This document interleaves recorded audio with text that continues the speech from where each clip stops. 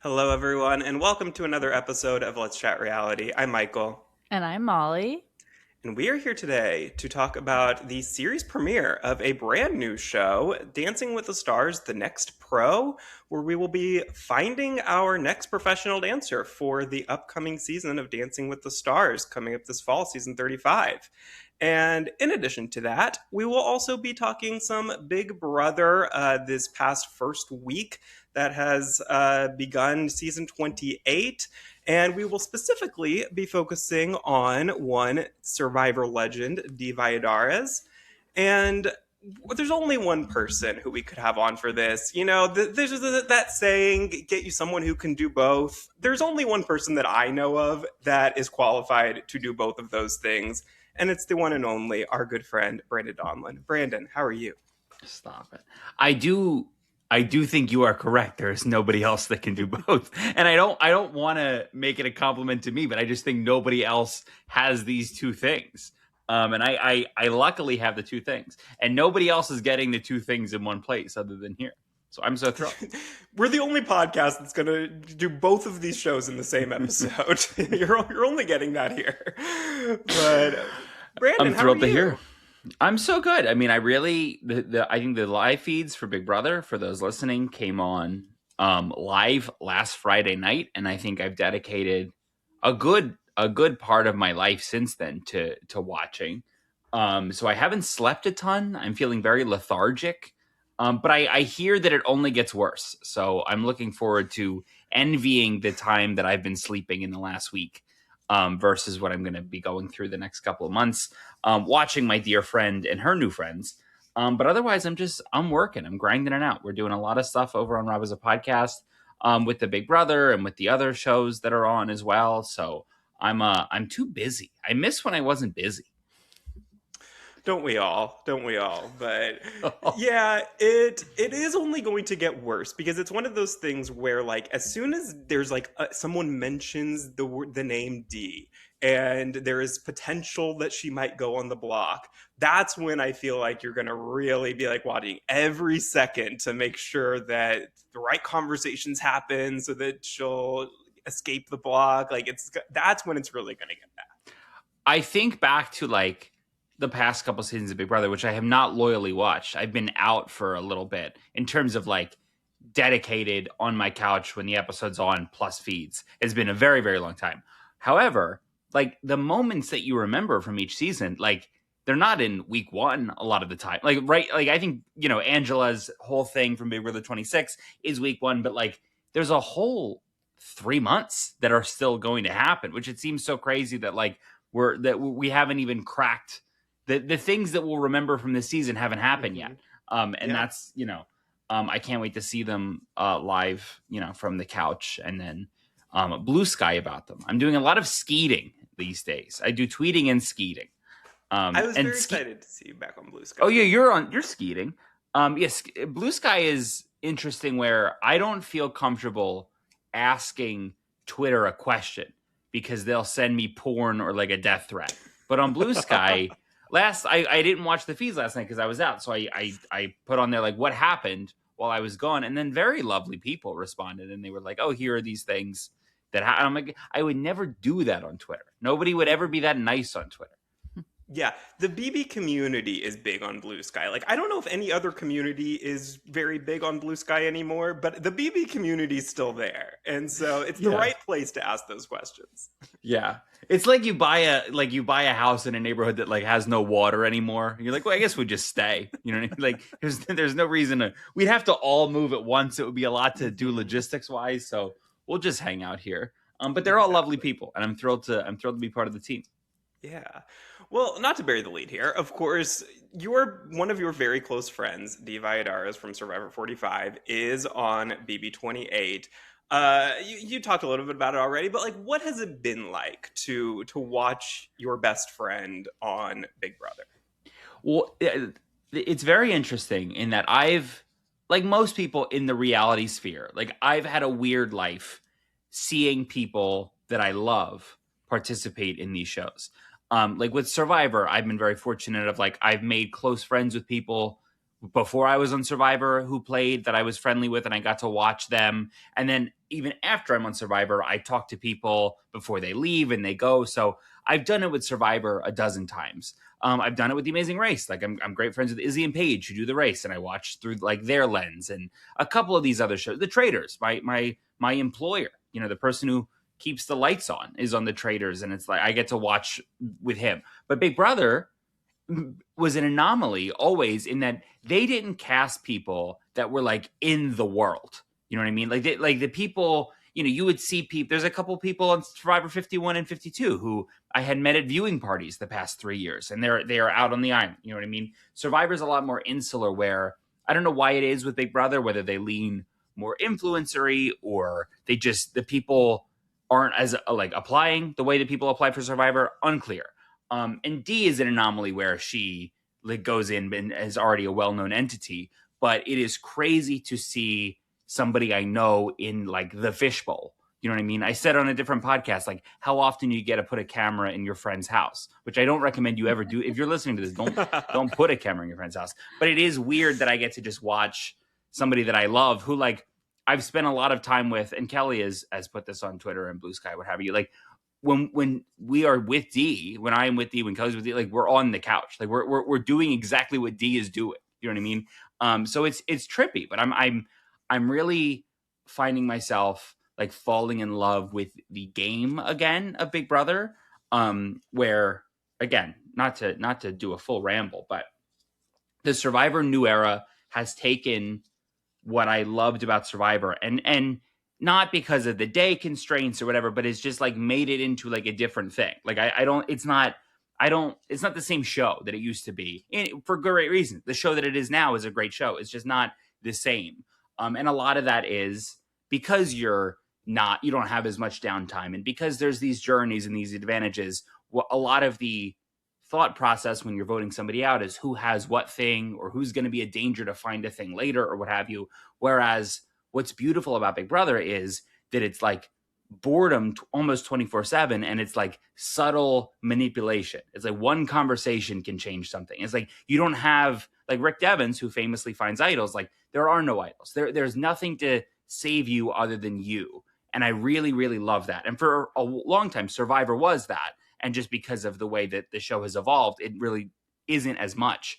But I'm loving watching the feeds and seeing Dee or the other people in the house that I like a lot, a Barrett, a Drew, a Taylor, a Rome. Like they have one conversation and they go to the other room and they retort the conversation and they spin a couple words in it. Like I just think that's the reason why I can't speak for everybody, but like that's why I love these shows, is the social strategy part of it, which my own experience, like I didn't get to do a ton of just by the nature of how it worked out. But I love getting to just watch it unfiltered, which I haven't done in a very long time. It's fun. It's what makes Big Brother unique. It's great. Molly, I know you're caught up. What have you thought since I know we last spoke a few days ago, but a lot has changed since then. How are you feeling about Dee's position and how she did as HOH now that we're coming to the end of the week? Yeah, I thought she did a great job as HOH, so I was very happy to see her thrive this week as well, and able to kind of not seem as big of a threat as she is. Like obviously she's very smart and meeting with a lot of people in the house and able to have multiple sides kind of on her realm there that like she can talk to and have conversations with, which is really nice. So I've been loving seeing her. Yeah. I know, Brandon, you tweeted out, and the Big Brother account even reposted it, that you told Dee to do some cam talks, which she has been doing, and they've been so much fun to watch. They've been going everywhere online. So thank you for telling her to do that. Did you give her any other advice before she left? Now, for legal reasons, okay, I did not know she was there. But if I did know that she was going, what I remember telling her in the dream that I had that she was going on Big Brother was the first HOH, which is I remember we were all together, Kelly included. We were both saying, the first HOH was for years of Big Brother, the thing you wanted to win. But then just the past couple seasons, the people who have won it have like bungled it in a big way. So like if you're going to win it, you have to do it correctly because you can lose the game right off the rip. So and she's not thinking about me in the first HOH week, but I'm thrilled that she took heed of that in the event that I did say those things, which I didn't because I didn't know she was going. Part two, the thing that I was, and I don't think this has happened yet, and maybe it won't happen, but I didn't realize that she watched season 16 and 26. That did not come up in the time that we had spoken. However, in this dream, I did tell her about Derek Levasseur because I think that she is the most equitable comp to a Derek in the history of Big Brother. The way that she plays Survivor, the way I imagine Derek would play Survivor. They are by the book. They have their group. They know what they're doing. They're making the decisions. They have a great relationship with everybody else, what have you. The thing that I have always loved about Derek on Big Brother, which that may have been like, I loved Big Brother 10 through, you have 15 in there, but like 10 through 21 is when I'm the most locked in on Big Brother. Yeah. But I love Big Brother 16, and I still do. I think love. I know that it's like a hot take now to hate it because I think it like changed the show and how it like is shown. But I've always liked it. What I think Derek does particularly great is he has his Cody, who is the person that he makes all of the strategic situations, with, the person he can bounce things off of, the person that he has implicit trust in, and vice versa, who he can still hypothetically beat in the end. You have that person, and you need that person because you'll go crazy without them. But then you also have the Derek to Victoria relationship, or the Boston Rob to Philip Shepard relationship of, here is this person who is not great at the game. They maybe annoy some people, but they are implicitly loyal to me. Like, I will always have them as an option if I need them to do something because they are my person. And that is something that I explained almost as thoroughly as I just did there in the stream, is you want to have those. If you can find those people, you're set up for success. There is, and I know this because I know her personally, there's nobody in the world more likable. There is nobody who can pitch a story better. Like Devins, I think, is the most, the biggest competition there, but then don't make Devins that person. You know what I mean? Like then she can assess who that person is. Is that person Barrett? It could be. Like, I think Barrett is likely to take the throne for her as her number one at some point. But like, we don't know how the other returnees are going to go. However, we obviously didn't know of the returnees, but once I saw Angela does fill that second spot of somebody who, although she's doing phenomenal this time, like much, much better than the first time. I think she has learned from her mistakes. My initial impression of Angela on Big Brother, having not seen the first time that she was on, I've seen the clips, but I don't know her as a player. She does fit that mold for somebody who may annoy some people, but also be implicitly loyal when she finds her person. So I do think that piece could happen at some point. So I'm very excited to see just how her strategy mind works. And granted, her strategy mind, you got to see it on Survivor 45 the whole time. So I have no doubt she'll land on her feet. But I think that the Derek-like game is the closest to what I can imagine she can do. Yeah, absolutely. I see that comparison 100%. I do slightly worry if she picks Angela to be her Cody, just because Angela, as we've already seen, does tend to get very paranoid and lose trust in somebody when she sees the wrong conversation happening with the wrong person at the wrong time. And that would worry me slightly, but she is doing so much better this time that I think she knows how paranoid she was last time, and she is self-correcting. She's hyping herself up in the storage room, and she's doing better in that regard. But I do worry down the line as the weeks goes on that maybe the old Angela will start to come out a little bit. Well, what is really interesting, and I've said this to Kelly, I don't think I've said it out loud yet, is I think the best thing for Angela in this Big Brother 28 tenure that she didn't have the first time is this relationship with Leah. And I think that Leah relationship directly benefits Dee, who is like a Leah by proxy when there's no Leah around, right? I think that having somebody from this experience that you love and implicitly trust after the show, like they've spent, I don't know how many years ago, I guess 2 was Big Brother 26. Ago, yeah. Like, from what I understand, Angela and Leah have spent even more time together than like Dee and I have, you know what I mean? And like I think they are, maybe. I mean, I shouldn't say that because I was going to say they maybe go to each other's houses. But like, yeah, I could see that. I think that Angela now having a rubric of like, this experience isn't me on an island. Like, I can find people that I trust.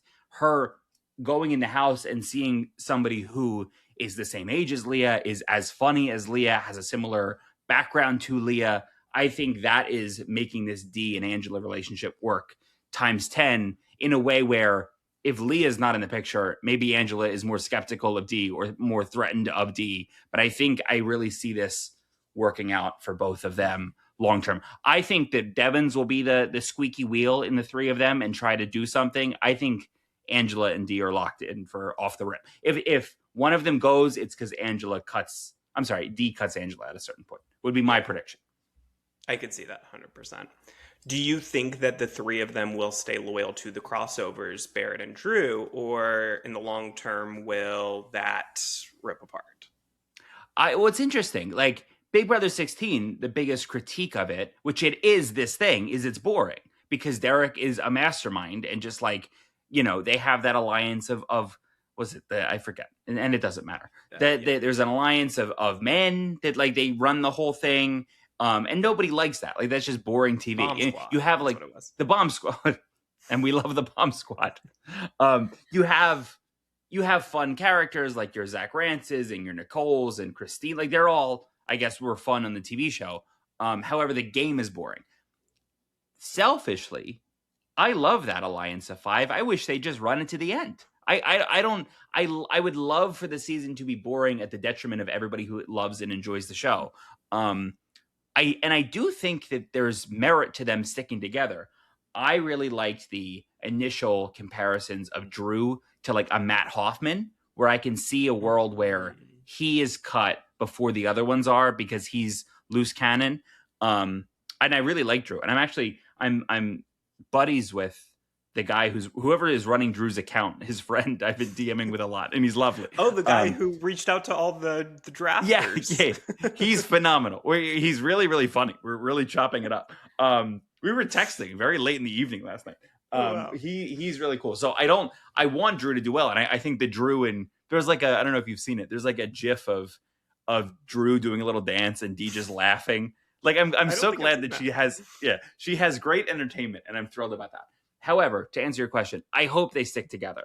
I really don't see who would leave other than Rick. I think Rick not only does want to win. You don't leave your wife and children to go do this if you don't expect to and want to win. And maybe he sees a viable path without them. But I just think I think they really feel locked in with each other, where it's like, why would we do that? And it seems like it's happened now in the past 24, 48 hours where this alliance of five is now in a super alliance with the Red Corner, which has the two overlapping members and then has your Haley Chakamu. I love Cross. That. Let's do that. The Red Cross, the American, God bless. Let's do the Red Cross. Why not? And then let's get everybody else out and then let's rock it to five and then duke it out from there. Do I think that's great for the TV show? And does it make for exciting TV? Not really. But my friend's there. And then I get dinners paid for if she wins. So I want that to happen. Yeah. Molly, I'm going to ask you first this question, and then I will get Brandon's take because I don't want your opinion to be influenced by his. Do you think B, the Dee and Barrett showmance, is going to become a thing? I love both of them, so I want it to become a thing just so I can root for them both together the whole time because I think they would be cute together, but I also don't know if it's like super romantic vibes or it's more just the close friendship vibes like for the long run. But I think in the house maybe it could feel more like that because there's not other people to really like have those feelings towards maybe for them. But as a whole, I am rooting for it, but I just don't know if I see the longevity. Now, Brandon, what do you think? And it's a great question. I have conflicting feelings, but I'm going to give you what I think at this moment is my official take, which is I've been very fortunate to meet a lot of people in Dee's life, in her outside life. I don't think a Barrett type exists a ton. I think I am that Barrett type of just like a comfortable presence to be around in a non-romantic fashion. I do not believe what's going on is romantic. I have gone back and forth, certainly. I believe when somebody enters, and I'm not, this sounds so like self-aggrandizing that it's like D is with Barrett because she thinks it's like I'm reminds her of me. That's not the case at all. It's more of when you enter this experience with 16 people, I understand why you go with people who maybe have a familiar, people who you just want to relax with and be yourself with. And I think she is in spades felt that with Barrett. I think she's felt that with Drew. I think she's felt that with Angela. And she already knows that from Rick, right? So I don't think I'm saying anything different. But my official stance is there is not romance happening. It's so funny that you mentioned that, the kind of comparison between you and Barrett, because CBS came out with a video on Instagram. I think it was the day before, like, or the morning of when the live feeds first started, and they were having all the house guests like just say something about the live feeds, like, I don't know, thanking the viewers or whatever. And Barrett came up, and I swear to God, I don't know that I've heard this like since then or before that. I heard your voice on Barrett. There was something he said that I think it was like something like, "Oh, I was you, just like last summer, whatever." And I was like, "Oh my God, that sounds exactly like Brandon Donlon." That's very funny. It's a weird situation. I actually also, just because I've been in this like online universe for so long, I have been on a Zoom call with Barrett 7 years ago, 6 years ago. Wow. In peak 2020, there was a lot of online stuff happening, and I was in a Zoom call with a bunch of fellow Survivor and Big Brother fans with Barrett, and I remember I like talked about it to people that were there. He was so handsome, and he's so charming, and he's funny. And I remember just like I forget what the context of the conversation was. We were just talking about, I'm sure it was Big Brother related. For whatever reason, I do remember talking about Brittany Haynes. I think that Brittany Haynes was brought up in this conversation. But I remember in the days afterward, I was texting my friends that were also there, like, "Oh my God, that guy is so charming." And that has been proven. I was so thrilled to see when the cast came out that he got on, because I know that he's been trying for X amount of years, and he's my age. I mean, I think he's a year younger. Like, I'm shocked that they waited this long. But it's just I know he's been applying, but it's like when your time is come, your time has come. So I am so thrilled for him. If any of the newbies win, I hope it's him. I want him to have the experience of a lifetime, because he does deserve it, because he is so charming and handsome. Not that if you're not handsome, you don't deserve good things to happen to you. I don't want to make that. Don't quote that. But he is so great, and I want him to win. That clip and put it everywhere. If you're hard to look at, you shouldn't have good things happen to you. I think Well, we all agree on that. Usually on Big Brother, they like the attractive people too, so that works out. That's true. Yeah, you can't get on the show without being very nice to look at. It's a summer show. Oh my God, you don't want to watch the Uggos. But it's it's a really interesting thing. He's here. He's feeding me lines right in front of me. He's like, "Don't say they're ugly." I have such hope for them, and I think they will be great friends outside of this situation. I think they will really, really get along. And not for anything, I do think, and again, I'm not using me as the example, but when you have people like, and I think that when you have people that you feel comfortable strategizing with, I think that is like all the more, like, if you can have a hard conversation with a friend outside of the confines of those walls, if you feel a similar comfortability, of course you could strategize. Why wouldn't you be able to strategize with them? So I think that's my official take, is I'm thrilled to see where their friendship goes. I'm excited too. All right, well, before we move on to Dancing with the Stars, anything else you want to get off your chest about Big Brother 28, Dee's game, anything in particular? I don't think so. I'm having so much fun. I think the show is fantastic. I hope there is a special guest every week, the way that there was Howie for some reason. I hope that we do more of that. Random. I watched Big Brother 10. It was my first season of Big Brother. And they did a challenge that I'm sure you'll remember, where they have one person from Big Brother 1 to 9, and they do like a trivia question with them. And I'm 11 watching it. I have no clue who any of these people are who are doing the challenge. But I remember it was just it was so fun to see that happen. And I hope they do more stuff like that the whole summer, where you get to see just the friendly faces. And I know they're coming up on their 1,000th episode, so I hope that they do something special for just bringing people back who, Rob said this on a podcast today or yesterday, where I do think, and he said this, and I'm agreeing with it.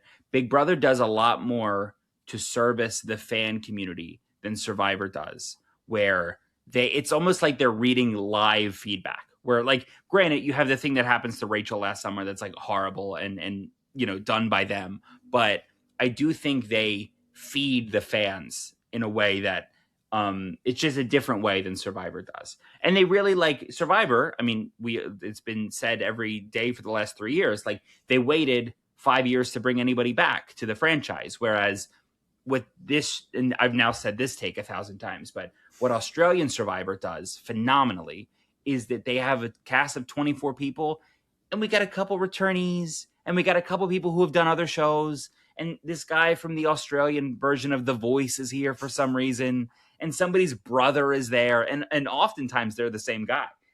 That is what is so fun about these shows. Like I am very, and I don't think I'm saying anything different. And at 51 and 52, I think they've done this a little bit differently, but the Survivor cast do feel, because there's no theme, you can see a world where they blend in with each other. Where I think if you have a couple stars on each show, it just makes it fun. Like it's, in this era of stunt casting where there's like, on the floor, there's like a guy from The Sandlot. And I'm like, okay, I guess, you know what I mean? Like, let's do more of that on these shows. And I think Big Brother, is it so weird to have your anniversary season have one Big Brother person and 2 Survivor? Yeah, that's so fucking, why would you do that? It's a dumb idea. But why do we have a drag queen who's not a reality person, but like has more followers than Angela does? Like, none of it makes sense. But I love a big swing, and they're taking a big swing that I really appreciate. Yeah, 100%. All right. Well, then with that, let's move on to Dancing with the Stars, the next pro. Brandon, what is your history with the Dancing with the Stars franchise as a whole? Were you a day one watcher of it, or did you come in a little later? I'm day one. I love this show. I've always loved it. I have no affinity for dance. I cannot dance, but I love shows where celebrities are doing things. I don't know why. It's just part of who I am. I loved there was a show where you could win a job from a businessman who has now moved on to different ventures. They had many celebrity seasons of that show. Loose word, yeah, it's ambiguous. They really made it not fun. But I love that show. I love they did 2 separate versions of like a skating with the celebrities. They did on Fox and ABC within like 2 years. They did, like, whenever you have a couple people that I recognize competing, I'm all in. I do not care at all about dance. I've never cared about dance. I in my adult life, I like it more, and I'll watch like dance videos like on YouTube. Like I like it now, but I did not grow up liking it. I have never seen So You Think You Can Dance, which ran for 20 seasons. It was just not something that was ever on my radar, which this show, although I've never seen So You Think You Can Dance, feels very much like that more than it does Dancing with the Stars. This show is fine. It's okay. I don't know what I expected, but I guess if you made me guess, I would have been like, it'll probably be okay. And it was okay. Yeah, that's exactly how I felt. In all transparency, we were recording this like maybe I think 3 nights after it aired. I don't remember anybody's name. Like I almost forgot I watched it. Like it was good, it was fine. I think that I wish it was like, I think I wish it had been 2 hours long, and that's weird to say because do you? I do, because hear me out. I think that I didn't care about it because I didn't care about the people, because I didn't get to know the people. Yeah. And so like I think if they had done something where we would have had more time to watch them like in the house together, watch the dynamics, or see a little bit more of like Derek going to them training. Like we watched the 4 people who they highlighted in the training as not doing well were the 4 people who were in the bottom 4. And it just made it so obvious because we didn't get to see any of the other people. So yeah. I think that if it had been a little bit longer, I would have been a little bit more invested. Molly, what did you think of it? Yeah, the only person that I knew going into it, also the only person I remember from the episode is Stephanie, who was a Oh troop yeah. member and Ezra's sister. So I knew her and I was excited to see her on the show. But I feel like because there's so many dancers, there's not that much we're going to see just from her. But it's interesting, yeah, with like just because it was short, you don't really get to see much of the personalities and it's just the dancing, which also I do like watching dancing, but I want more. Like I want to see like more depth to the show, and it feels like it's just the dancing. Yeah. I found that watching it, and this is minor spoilers for Dancing with the Stars, the next pro. I don't even know if this is confirmed, but I saw on the Dancing with the Stars Reddit, I guess a year ago when they filmed this, that one of the challenges they're going to teach non-dancers to dance. Yes. Like eventually. I don't know who the non-dancers are. I don't know if they're celebrities or whatever. Like, I wish that was just what this, like, why don't we just do another season and like make it the way they did Dancing with the Stars Juniors? Is it's Dancing with the Stars influencers or Olympians or athletes, whatever. But the winner wins whatever the winner gets, and the winning pro who is new gets to be on the show in September. Just makes infinitely more sense to me to if we're going to have a competition where the prize is you get to be on Dancing with the Stars, let's dance with some stars. Where are the stars? Why are we dancing with each other? That's not what this is. And that was my biggest gripe. Was it just feels like for the budget that went into this, which I believe they filmed in Australia because they wanted to film it at Robert Irwin's house. Like let's film it here. Let's pay. I mean, I guess it's more expensive to film here. Everything films in Ireland. Fly to Ireland. Let's do it in Ireland, and fly in like 6. I guess there's 12 of them. Fly in 12 celebrities for 3 weeks and just see what happens. I would have preferred that. I also, and I'm curious to hear your thoughts on this, I think in a Big Brother situation where you have your 3 icons and your Selena and then your 9 other people, you're like, I understand how the playing field is a little bit unleveled, but I get it. On this show, we have AJ, whose name I do remember, who I believe, like, if you there's some Reddit threads that aren't super kind about AJ. I think he's a little bit of a diva. His brother was on Love Island like a million times too. Yeah. Oh, really? Oh, I didn't know that. Well, that doesn't dated sound good. Maura Higgins, who, of course, will be on Dancing with the Stars season 35. I hope she doesn't get AJ. I hope AJ doesn't win. That's what I would love. This show would be so worth it if AJ wins, gets to be a pro, and is paired with his ex. His brother's ex. That's a different program that I would really like a lot. Is you have to dance, but you have to dance with somebody you intimately know. I like AJ and Stephanie should not be on the same show as the other people who are 21 and just starting out. Like that's a different show. If we have a singing competition where it's 6 people you've never heard of and like Ayaz who sings Replay, it's like, Ayaz probably like Ayaz has had so much life, like to I don't think Ayaz is probably a bad example. maybe a different guy would have been better. But I think that it's almost as good as your azimuth call out the other day. Yeah, Sam really took to the azimuth. If you have like, I don't know why we're competing the 20-year-olds with like AJ, who's done Dancing with the Stars in the UK like many times. They should be on the same show. Because if you want AJ, who's done Dancing with the Stars 100 times in the UK, to do this show, just fucking put him on this show. Yeah. Like what are we doing here? And it felt a little bit cash grabby, but do you also see that, or did that not impact your viewing experience? Molly, what did you think? I could tell like the different levels that they had versus the rest of the dancers just based on their initial dancing and from what we saw already. I mean, it's only been some clips of what we've seen, but I think for a whole, like, they do seem like they're on a next level, especially because Stephanie was on the show. Like, she was a troop member. Like, she has that experience of being actually on the show, not as the pro, but like on the show. That definitely levels up her like bar to the competition. Doesn't really level set there to my like, it just doesn't feel totally equal. Well, and AJ is on Strictly Come Dancing, or was. I don't know if he still is, but like for years as a pro. Like, as a pro.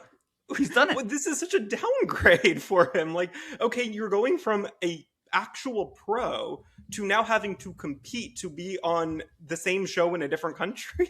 Like, what? Yeah, that's what I mean. It's like, just let him. If he wants to go, let him go. But they don't. Yeah. But they don't. They don't want him to go, because if they wanted him to go, he'd be there. He'd be on that show already. You know what I mean? Like, they want him to do whatever this thing is. Which, I guess you get TV time. You get to be known to an American audience. For the folks who are even the folks who are like live here, like it's good to be known by America. But like a lot of them already have found such great success, so it's like it's weird to me. My other gripe: why the fuck does this look like it was filmed in COVID 2020? Where's everybody else? There's no audience. There's no like every room is so empty. Like was everybody busy the day they filmed this? Put some people in the fucking audience. Let people cheer. It's so weird. It was like every show that they filmed in October of 2020 where there had to be precautions, every show looked like this. And I'm like, oh my God, should I be wearing a mask? Is this not, I didn't get my vaccine yet. It was so like of a different time. And that really took me out of it. It really felt like season 29 of Dancing with the Stars, where there was no audience and the judges' table was like as large as the state of Texas. Yeah. And it had a weird feeling to it. It did. Is that Neve from Catfish? Is he back here? He's still sequestering? That's crazy. It was a weird. Somebody tell Neve that Cowboy's going on a cruise. It's a really weird situation. That I did not like at all. That part was so strange. I'm friends with one of my very good friends in life, Shannon, her name is, who dates Andy, who's on season 47. So she texted me and said, "You will like this show because it feels very Glee Project-y," which is a show that I like a lot. And that was the best part of the show, I think. Yeah. That's so funny that you mentioned that, because I was literally just about to bring that up, that this did feel very Glee Project-y. It felt like almost like, but I think that what they should have done is put it a little bit more. I don't know. Have you ever watched Next Food Network Star back in the day? I probably did, but I don't remember anything about it. Okay. Yeah, so it was like a show where on Food Network where the goal was to get your own show on Food Network. And what I think that they could have done on this show that maybe would have made the premiere a little bit better for me was that what I like was they always started with this challenge where it's just like in 30 seconds you have to like basically give your elevator pitch, like to introduce yourself and show like what makes you unique. And I think that would have helped me a lot to kind of get to know these people, is if they did like a little mini challenge at the beginning. And that's why I say like maybe make it a little longer so you have time for that. And that would have helped me a little bit, because I felt like there were certain people like, what was her name? Natalie, that I feel like was just so out of her element in the dance that she got this week, that like I think she would have been so much better in like a foxtrot or something like quick step, something like that. And I would have loved to see her in her element before that. I think it would have made her feel more comfortable, and it would have like allowed us to get to know them a little bit better if they had the opportunity to just do something more in their element first before being forced to do this specific dance. Well, not for anything. Like Hell's Kitchen too is like, when you show up at Hell's Kitchen, you cook your signature dish for Gordon Ramsay, and then he gets to judge it and then tell you shouldn't have come because it's bad. Like that's right. Which I don't think that would happen to these lovely people, but I would have loved maybe Shirley Ballas. Shirley, this sucks. I would have loved that from everybody, as opposed to just jumping into a challenge. And then again, and you bring up, Michael, that the people that they showed performing poorly are the people that were in the bottom situation. So it's like it's very like brain rotty. It's like every show now they just tell you exactly what happens. Yeah. But what I thought was interesting, and I just lost my train of thought because it was I have brain rot that I lost my train of thought. I'm gonna find it. They were bad. You have so much influence who wins because of the edit, and the winner is already picked out, where like what's going to happen is the Dancing with the Stars subreddit is going to have a meltdown because the person they want to win is going to get third place. Like the person that they deem to be the best, and then we're going to get whoever. They did not do nearly enough. That's why this show feels flawed being recorded a year ago, when it could have just been like a live thing every week this summer. Like, and is that thing that I'm describing too close to So You Think You Can Dance? Kind of, but who cares? That show's not on. Who cares? Like, let's just do it. Like, it just feels to give. It's like the equal time rule in politics. It feels like you are setting yourself up for disappointment if the person who the fandom doesn't want to win this is and ends up being the winner. And from the group that we got, I don't give a fuck who wins. Who cares? I don't like it. I mean, they're all fine. Like none of them were like, oh my God, they have to. And I think the, oh my God, they have to, whatever, is because we don't have like all of the Dancing with the Stars pros and Gleb have like a great personality that you like look forward to seeing every year. You know what I mean? Like the show is so like everybody seems likable enough, certainly. But like when you are excited to see who your partner gets, or I'm sorry, who the dancer gets as their partner because you like the partner and you want good things for the partner. Again, not Gleb. Like you want to see them get like somebody that you will root for and vote for every week. Yeah. And I'm sure Gleb's fine. He seems great. There's some things with them. Listen, it's a different show for Gleb. This is a weird format for this to be happening that I think could have been punched up many, many times. I think the reason why they didn't do it live is because it's airing in the summer. It wouldn't give the new pro, I guess, enough time to like. You're like, you don't know if you're going to have like a job for the next 3 months. Like, but they could have aired this earlier. They could have aired it live, but I guess maybe they just didn't have room in their schedule. Who knows? But I think it would have been a lot better being live in the spring if they need to do it earlier. We have all like. And the three of us, like, we love the Dancing with the Stars franchise, and we have all just lived through this past 3 years resurgence of like, now it's like a TikTok show, and people who are, there are people that I have been talking about Dancing with the Stars with for 20 years that have never cared up until the last 2 years. It shocks me that the spin-off show, after all of the momentum they've had, is this that just feels like so flat when like, and I'm just talking through it. Like, and I said, we could have done influencers, Olympians. Everybody wants to do golden Dancing with the Stars. And you get a couple of the olds, throw the olds with these people. You know what I mean? Because then you get to see like Emma is everybody's favorite pro because of how great she is with the old and the dying. You know what I mean? Like, let's throw a couple 70-year-olds in here with these new people. And then you get to see personality-wise. And then if you have somebody like AJ, who may be a little bit of a diva, you don't want AJ to win because AJ's being mean to the elderly woman that he's with. You know, he's being. I'm trying to think of an elderly woman. I can't. Name an elderly woman. I got nothing. Angela Murray. No, I'm kidding. Angela Murray. She's not. I want 75 and up. I want a woman who has an appointment after she gets done. That's. I don't know. I have no name for that. Joy Behar. Give me AJ and Joy Behar. Although Joy Behar could do the flagship show, I guess. So they wouldn't want to waste her on this. Put her on too. That is, that's, I think, just such a better pitch for what this is, but it's fine. I totally agree with you. I think, and that would have been a great time to bring in, like, because the regular pros are on tour, like most of the rest of the year, so they can't do 2 seasons a year easily because of that. But This would have been a great time to bring in maybe a few former pros, Kim Johnson, who they're going to have on this thing. I don't know, Sasha, someone who like isn't in the regular routine anymore for the main show. It could be like the Challenge All-Stars type thing. Like you bring in some, former people who can't do a full season or for some reason, have just kind of, I don't know, aged out is the wrong word, but like just aren't there anymore. Bring in a bunch of newbies like this, and the ones who do great, who are shine and make it far, then you can bring over some of them to the main show. And I think it would have been a more natural way to do that. And I think it would do probably much better ratings wise than this is going to do, although I have not seen the ratings yet.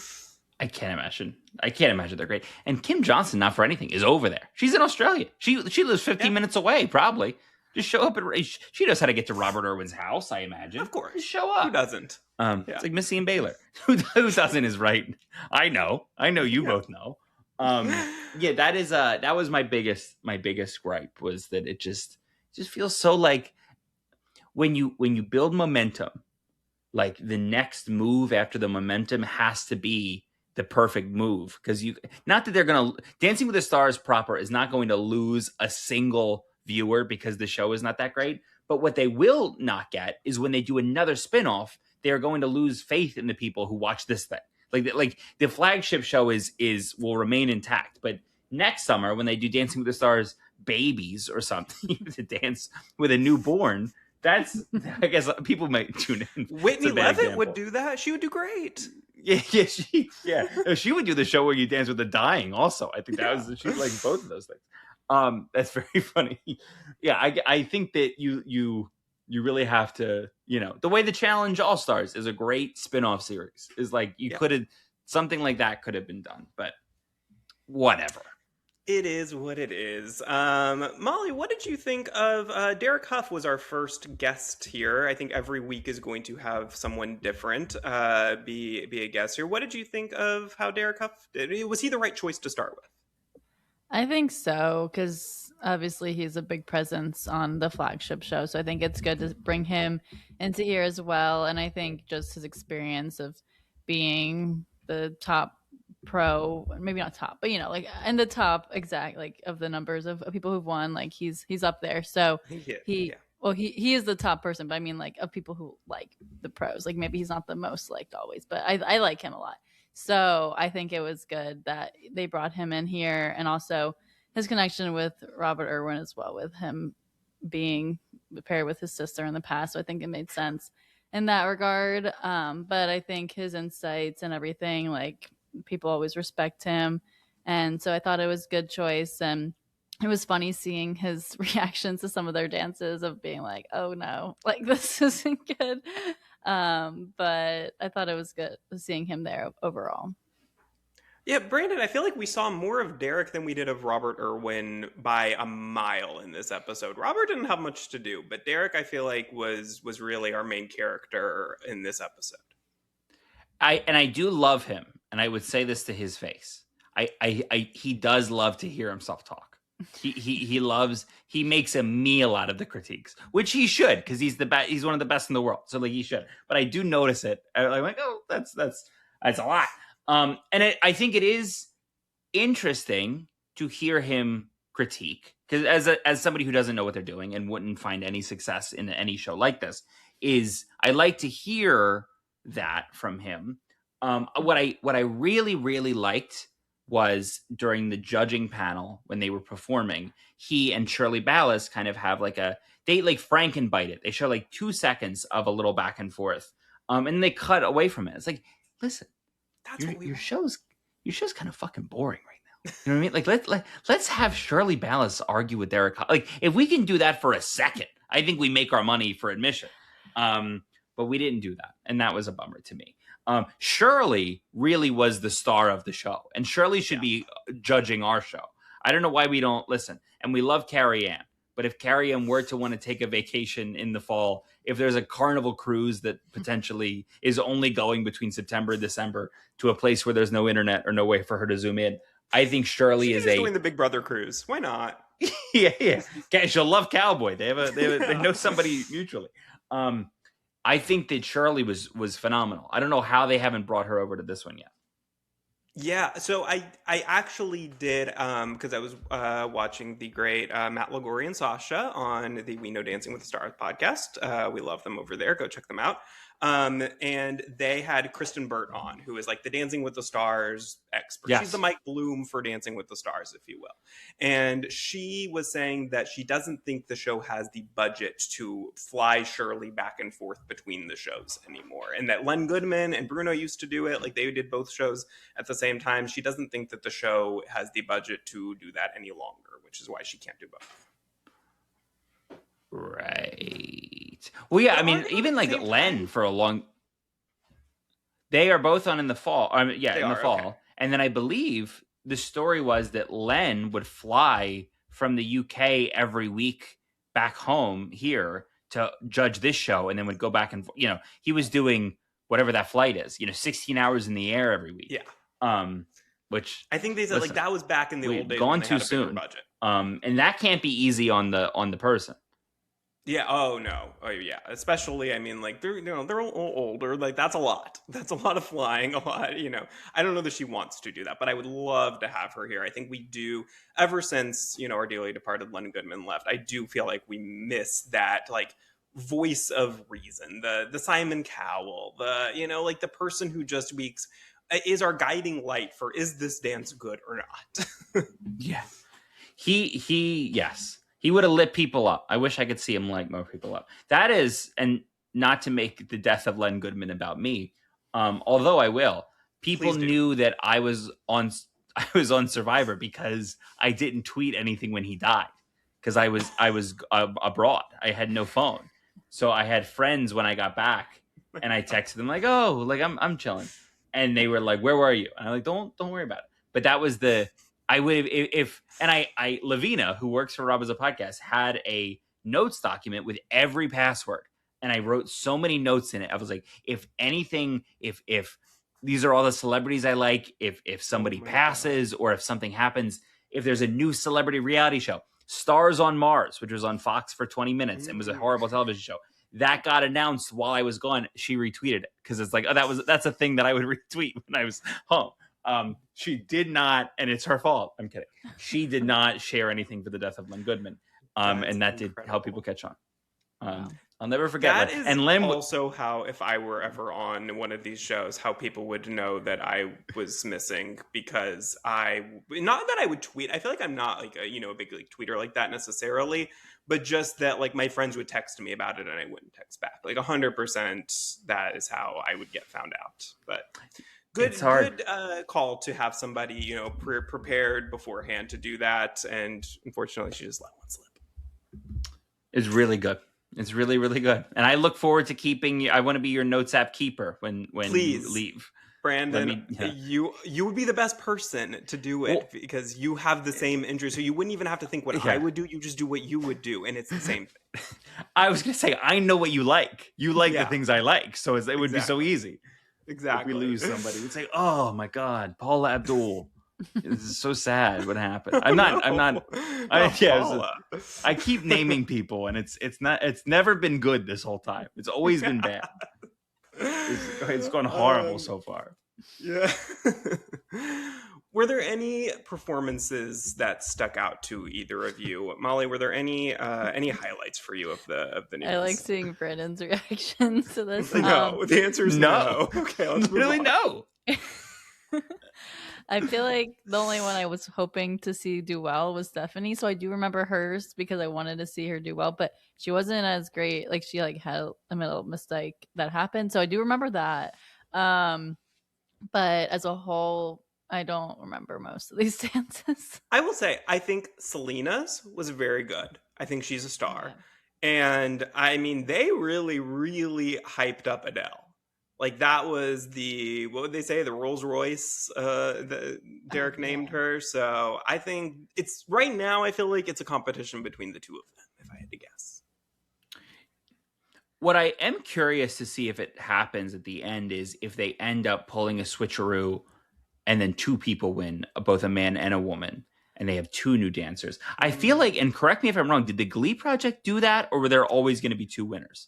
It's a great question. I don't remember, but what I do remember is that like a lot of people, even not winners, ended up on Glee.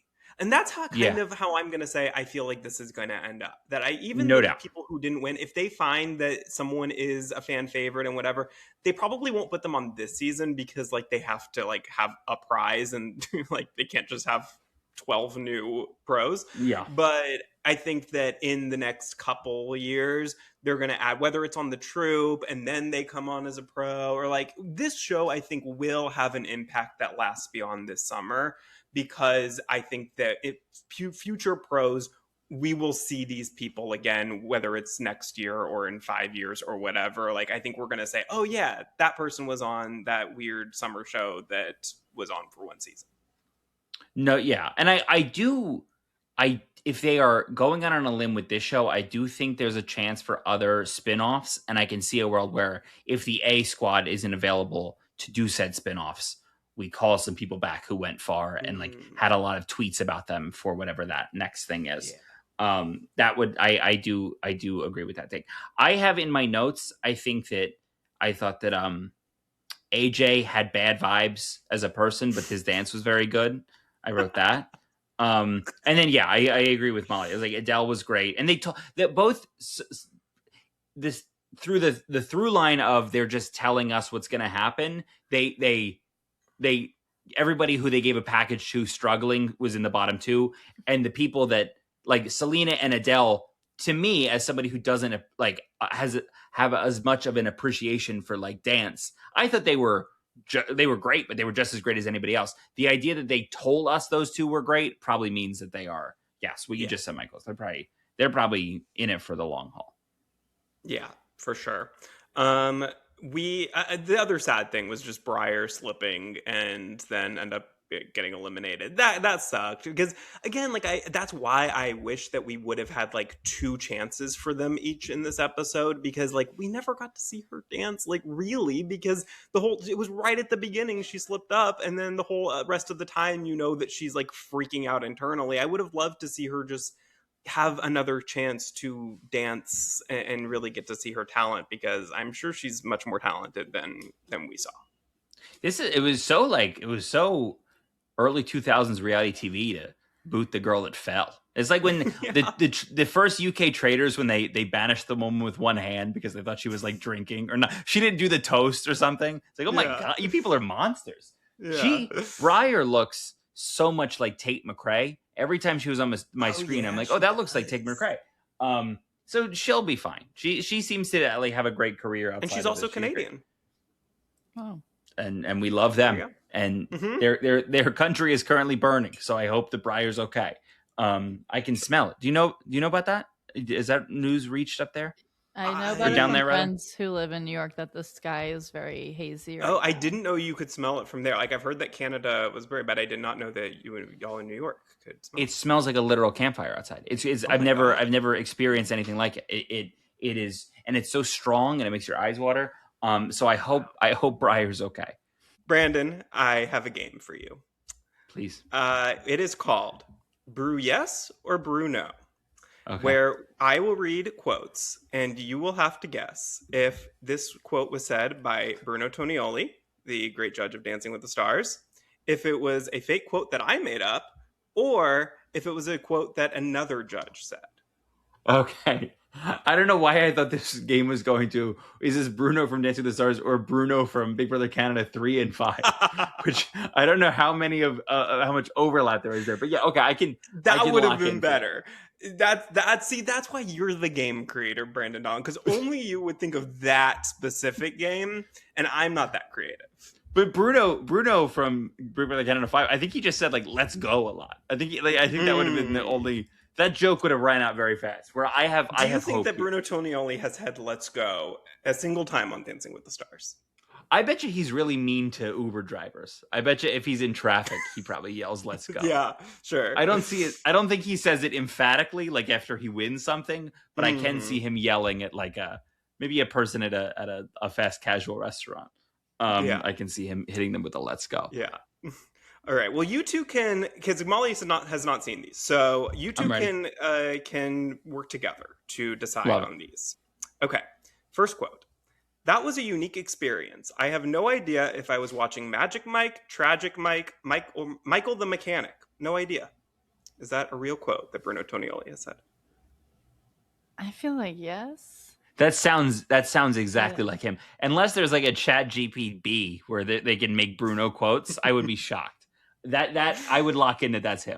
Brew yes. That is a brew yes. He said that. Was that said to? That's. I should have had to say it. That's so great that I knew that.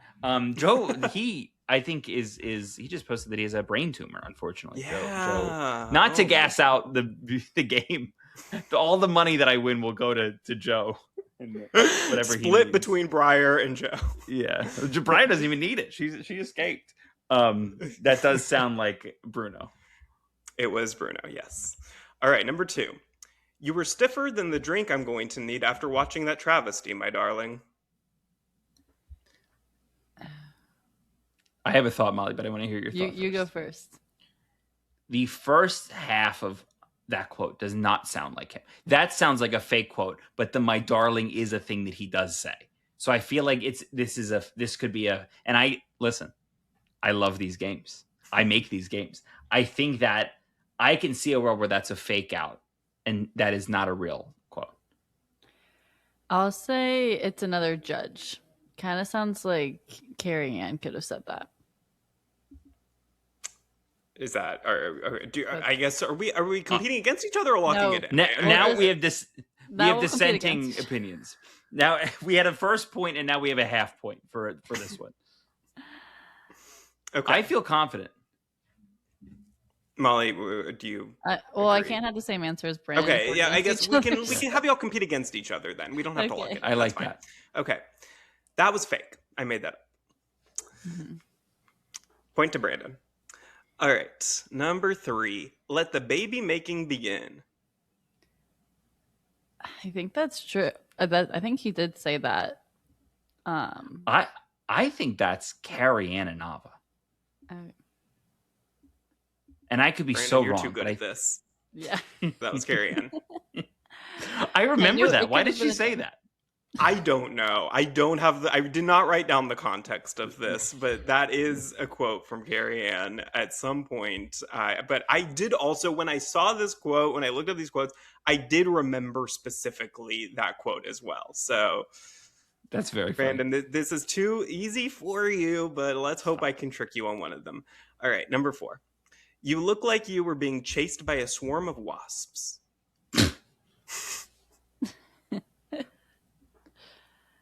Do you have a thought, Molly? I don't have a thought. I feel like this might be fake. Yeah, I'm picturing. So my strategy is: can I see him standing up and like emphatically doing it with his arm? I think no. I think fake might be right. That was real. To Ty Murray. Wow. Ty Murray, I think, made it decently far too. That was an early Ty Murray quote. Yeah, I believe he did. I don't have down exactly how far he was, but yes, I believe he did. That's very funny. I don't know what number. We're on 5, I believe. Give me sex, man. Could be Cowboy. Is this Cowboy Alice? Is this a parlay with Cowboy Alice? Give me. But would he say that? Would he say that whilst judging? There's HR at Dancing with the Stars. I think no. I think this is fake. I'm saying he did say this. Point for Molly. She said that to Ralph Macchio. Why? I don't know. Why would he do that? I feel like it was more like, give me more. Like, we want to see more. Sure. I think it was that context. Not hey, actual sex. Yeah. Give me sex, Ralph Macchio. Yeah. A sentence that I've never said before. I love when I have a new sentence. Until today. First for everything. I give a little fist bump to myself every time I have a new sentence. That's great. Give me sex, Ralph Macchio. Oh God. Okay, number 6. It was like a toddler on a tricycle trying to keep up with Usain Bolt. That sounds like him. That is in the rhythm in which he speaks. So now I might be. I'm taking a big swing, but I think that is him. I'm gonna say no. That was fake. I made that up. What the fuck? Okay. I thought I was good at this. You were until I murdered you. Yeah, well, that's what it was. Fake. So do I get a point? Do I get a half point there? You get a full point. Hey, I thought you said it was fake. Take a full point. Okay. Yeah. I mean, if you'd like to bargain, sure. The judge or the fake. So I just said it wasn't Bruno. But that no, that was fake. Yeah, I considered that as you saying it was fake. Okay. We'll take that. I'll take that. All right, last one. You are a weapon of mass seduction. That is somebody. That is not fake. But is it? No, it's in. You're a weapon of mass seduction. That's him. That's got to be him. Final answer. That's him. Molly, do you agree? For me. Well, I'll do the opposite. I'll say that it wasn't him. It was Bruno Tonioli to Stacy Keibler. Sure. That was sure. That was the only quote that I didn't have to look up, that I just remembered off the top of my head. So maybe I didn't say it word for word. Sorry. But I did specifically remember that one. For us young people experiencing this television show, there's some we don't forget. That's one of the ones you don't forget. Yep. All right. Well, Brandon, before we go with you, we have one last piece of business to take care of that we have asked all of our guests here on the podcast in 2026. We are doing a Chatty Award ceremony at the end of this year, just like we did last year. And this year we are adding a guest choice category. So each of our guests is to nominate somebody who has been on reality TV in the year 2026, who has been whatever criteria you want for it is up to you. Someone who you would like to nominate as just a standout of 2026. Oh, it's a great question. And I think it's like saying Dee on Big Brother feels like a cheat. So because it's not done yet. And I could say Dee on Survivor, but like, who cares? That's true. She has had two. She's had two. I'm trying to go outside the box, and this is bad podcasting that I'm thinking. What have I watched this year that I really like? I'm gonna that really mean guy on Outlast. What was his name? That's Wes? what I thought you were gonna say. That. No, That's I can't. so I can't do the play-in. I really liked. Who did I really like? No, nobody cares about $1 Million Secret. Oh, we loved $1 Million Secret. Yeah, I loved it. I was gonna nominate Caleb, who I really liked for $1 Million Secret, but like, who cares? I'm gonna do. Just give me Rick Devens on Survivor. Rick Devens on Survivor made me really love Survivor in a way that I haven't in a long time. So I will take Rick Devens on Survivor. 50. I believe you and Rob Sesternino both nominated Rick Devens. Damn. Look at that. Of course he did. He's always saying shit I said. Well, Brandon, what a pleasure this has been. Thank you so much for joining us again. Anywhere you want to plug? Where can our listeners find you on social media? You were the best person to follow on social media. Can I plug a joke that I made the other day? Is that Please something? do. Please. I did the Bitter Jurors podcast, and I referenced Rob Sesternino's week 6 of Survivor 49 podcast with Jamie Lynn Ruiz. And then that was the thing I promoted at the end. It was like, go listen to the week 6 podcast with Jamie Lynn Ruiz. And it's not that funny.